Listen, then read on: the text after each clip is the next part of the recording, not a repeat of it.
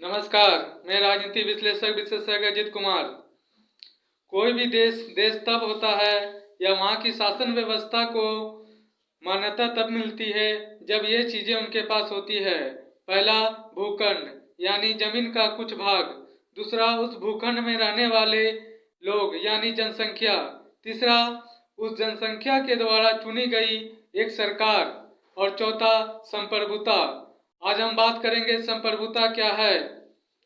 संप्रभुता एक ऐसी विशेष शक्ति है जिस पर न भीतरी दबाव होता है और न बाहरी दबाव। जब लोग किसी विशेष शक्ति की आज्ञाओं का पालन करने के अभ्यस्त नहीं होते हैं या उनकी आदत नहीं होते हैं और लोग स्वभावतः उनकी आज्ञाओं का पालन करते हैं, उसे संप्रभुता कहते हैं। संप्रभुता के कुछ लक्षण हैं, जैसे व्यक्ति या व्यक्ति समूह द्वारा निर्माण,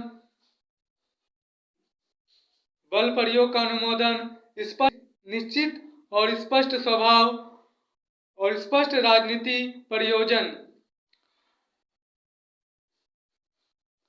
संप्रभुता के कुछ अनिवार्यता होते हैं, जैसे स्थायी और निश्चितता।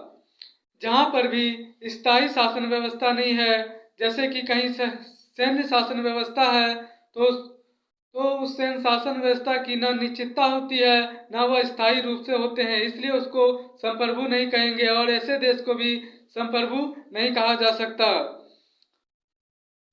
संप्रभुता के कुछ विशेषताएं होते हैं, जैसे संप्रभु अनियंत्रित होते हैं। भारत की बात करें तो संप्रभुता भारत के संविधान में अवस्थित है।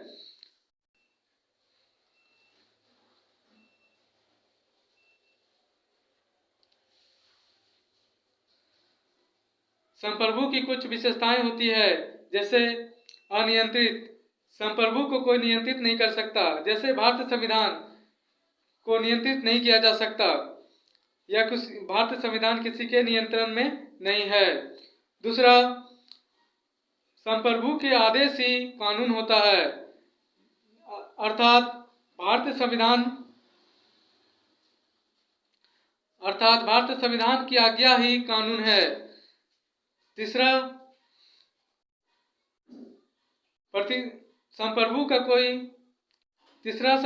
कोई प्रतिद्वंदी नहीं होता है, जैसे भारतीय संविधान की में जो शक्तियां हैं वह किसी अन्य में नहीं है।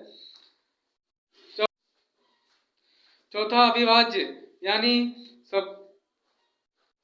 संप्रभु को कोई विभाजित नहीं कर सकता। संप्रभु के शक्तियों को कोई विभाजित नहीं कर सकता, जैसे कि भारतीय संविधान के शक्तियों को कोई विभाजित नहीं कर सकता या उनकी शक्तियों किसी और अन्य को नहीं दी जा सकती।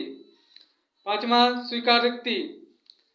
संप्रभु स्वीकारोक्ति होती है, अर्थात संविधान में जो संशोधन होता है व्यवस्थापिका के द्वारा, वह संविधान की स्वीकृति है, तभी व्यवस्थापिका संविधान में संशोधन कर पाती है। यानी संविधान में संशोधन करने की जो शक्ति व्यवस्थापिका को दी गई है वह संविधान की इच्छा है।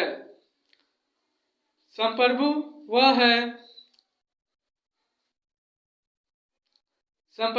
उसे कहते हैं जिस पर न कोई बाहरी दबाव होता है और न भीतरी दबाव, यानी वह किसी भी शक्तियों या दबावों से मुक्त होता है। धन्यवाद।